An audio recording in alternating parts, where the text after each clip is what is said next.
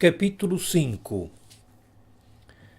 É este o testemunho de João quando os judeus mandaram de Jerusalém sacerdotes e levitas para que lhe perguntassem: Quem és tu? Este versículo representa um facto puramente exterior e, portanto, não tem sentido espiritual. Apenas dele se deduz facilmente que a noção espiritual dos judeus naquela época pressentiu que a luz ou o ser divino se aproximava dos homens e já devia estar sobre a terra.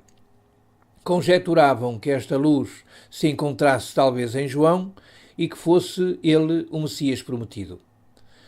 Por isto, mandaram-lhe perguntar, não levados pela chamada à penitência de João, mas sim pelo dito pressentimento, quem era ele? Se Cristo, se Elias ou então um outro profeta. E confessou e não negou. Confessou, eu não sou o Cristo. E perguntaram-lhe, então quê? És tu Elias? E disse, não sou. És tu profeta? E respondeu, não. O motivo por que lhes perguntavam quem era baseava-se nas escrituras proféticas, onde constava que Elias viria antes do Messias prometido, preparando todo o Israel para a sua chegada grandiosa. Da mesma maneira, deveriam ainda surgir em tal época outros profetas que igualmente precederiam o Messias. Tudo isto os enviados de Jerusalém sabiam, perguntando a João a respeito, e ele tudo negava. Disseram-lhe, pois, quem és? Para que demos resposta àqueles que nos enviaram. Que dizes de ti mesmo? Por isto lhe perguntavam quem era. Disse, eu sou a voz do que clama no deserto. Endireitai o caminho do Senhor, como disse o profeta Isaías. João, porém, confessa ser apenas alguém que clama no deserto, preparando o caminho do Senhor de acordo com a profecia de Isaías. Com muita razão se poderia perguntar por que João pregava a penitência no deserto, que quase não é habitado, pois seria mais razoável procurar lugares que fossem bastante povoados. Que adiantaria clamar num deserto árido, onde o eco se perderia antes de atingir o ouvido de alguém? E mesmo se tal acontecesse, não seria suficiente para um fator de tão grande importância para todas as criaturas? A esta pergunta, respondo que pela palavra deserto não se deve compreender o conhecido deserto de Betábara, situado além do rio Jordão, mas sim o espiritual no coração dos homens. O deserto no qual João realmente viveu, pregou e batizou, foi escolhido para este fim, unicamente para demonstrar às criaturas como o seu estado atual de sentimentos e os seus corações estavam, não só vazios, sem bons pensamentos ou intenções, mas repletos de espinhos, ervas daninhas e serpentes. Neste deserto, aparece João como se fora uma consciência despertada, o que ele, espiritualmente falando, também representa. Prega a penitência pelo perdão dos pecados, preparando deste modo o caminho do Senhor para os corações empedernidos dos homens. Resta agora responder porque João não afirmava que era Elias ou um outro profeta, pois, pelo meu próprio testemunho, dado oportunamente aos apóstolos e demais ouvintes, afirmei que João era Elias, que me devia preceder. A causa da sua negação foi que ele só se cognominava pela atual finalidade e não pelo que fora em outro passado. Elias teve que castigar e destruir Moloque. João, porém, clamava pela penitência, dava o perdão dos pecados pelo batismo com água, preparando assim o meu caminho. Eis porque só dizia aquilo que realmente era. E os que tinham sido enviados eram dos fariseus, e perguntaram-lhe e disseram-lhe, por que batizas, pois, se tu não és o Cristo, nem Elias, nem o profeta? Como o batismo só podia ser efetuado pelos sacerdotes ou profetas destinados para este fim, os fariseus enciumados perguntavam a João como podia fazê-lo, não sendo um nem outro.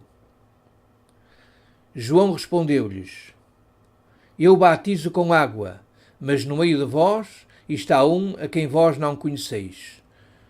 João dizia: eu batizo apenas com água, quer dizer, lavo somente os corações impuros para a recepção daquele que, de certo modo, já se encontra há muito tempo entre vós, mas que em vossa cegueira não reconheceis.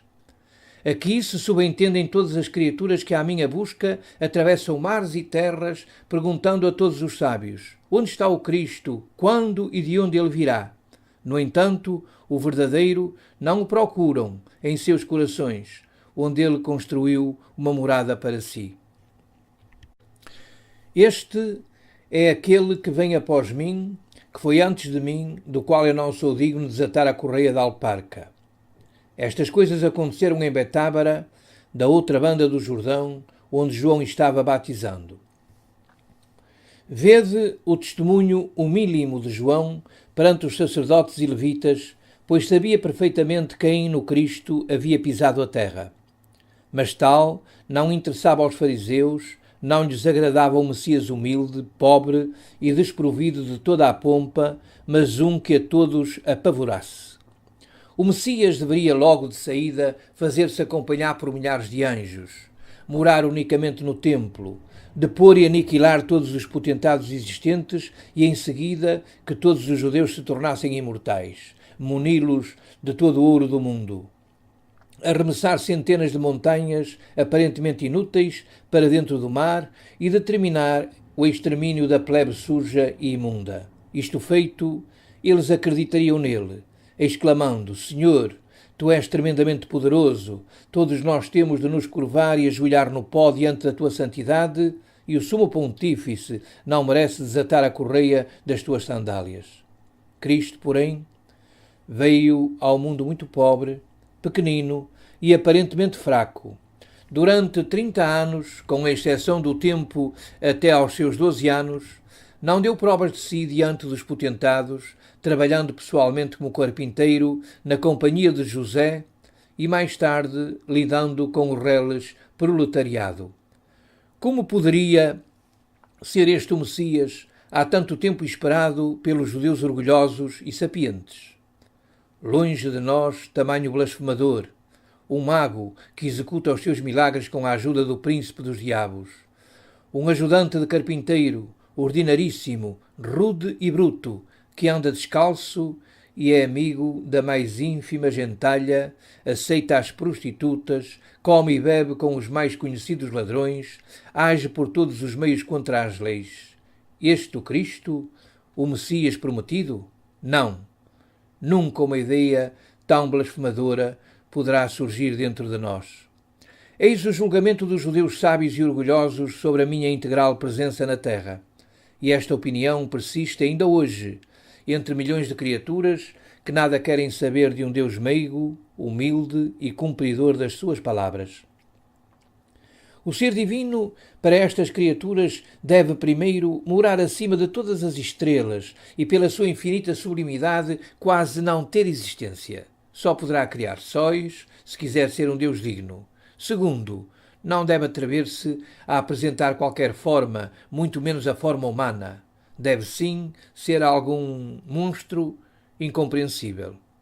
Terceiro, se o Cristo realmente pudesse ser Deus em pessoa, só poderia comunicar-se pela palavra vivificante a pessoas de classe, a certas sociedades, concílios, a devotos extraordinários, a hipócritas munidos de uma auréola santificadora, transmitindo ao nosso tempo, a estes felizardos, o poder de remover montanhas. Se não fosse assim, nada feito com o Divino Verbo e a revelação do Cristo. O Senhor jamais deveria lidar com leigos ou pecadores, pois neste caso a revelação seria suspeita e não aprovada. Tampouco como eu não fui aceito pelos levitas, pois a minha apresentação perante os seus olhos ambiciosos era tudo menos divina. Mas isto não vem ao caso. Prevalece unicamente o testemunho de João. O mundo será sempre o mesmo e continuará a ser o deserto de Betábara, onde João deu o seu testemunho. Mas eu também sou sempre o mesmo e me apresento ante as criaturas para reprimir o seu orgulho e vivificar a verdadeira humildade e o amor. Felizes os que me reconhecem e aceitam como o fez João pelo seu testemunho em alta voz, aborrecendo com isto os sacerdotes e levitas de Jerusalém. No dia seguinte, João viu a Jesus que vinha para ele e disse: Eis o Cordeiro de Deus que tira os pecados do mundo. No dia seguinte, João repete o seu testemunho na ocasião em que os indagadores ainda se encontravam em Betábara, perguntando qual era a sua ação e em que consistiam as suas prédicas. Isto justamente na hora em que eu vim do deserto para perto dele e lhe peço que me batize com as águas do Jordão. Enquanto me aproximava, João chama a atenção do dirigente desses pesquisadores que lhe confessa ter refletido muito sobre as suas palavras.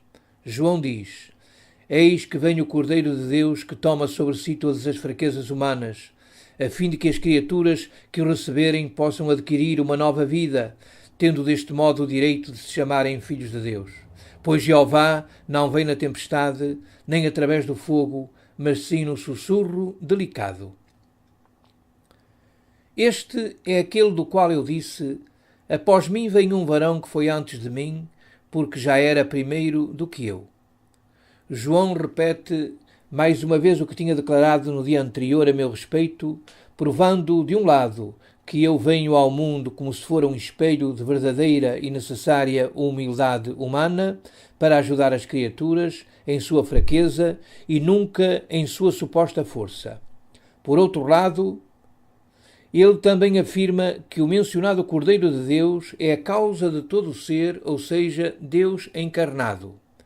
A expressão "ele era primeiro do que eu" quer dizer que João, reconhecendo no momento o seu espírito elevado, explica isto deste modo: embora nele habite o mesmo arcanjo, ele havia sido projetado não pelo seu próprio poder, mas pelo ser primário que reside unicamente no Cordeiro Divino. Com esta projeção, que em si é uma obra real do Espírito primário, inicia-se a primeira era, antes da qual nada existia no infinito, a não ser o Espírito de Jeová, sendo o mesmo como se apresenta visivelmente neste Cordeiro Divino e deseja ser batizado por ele.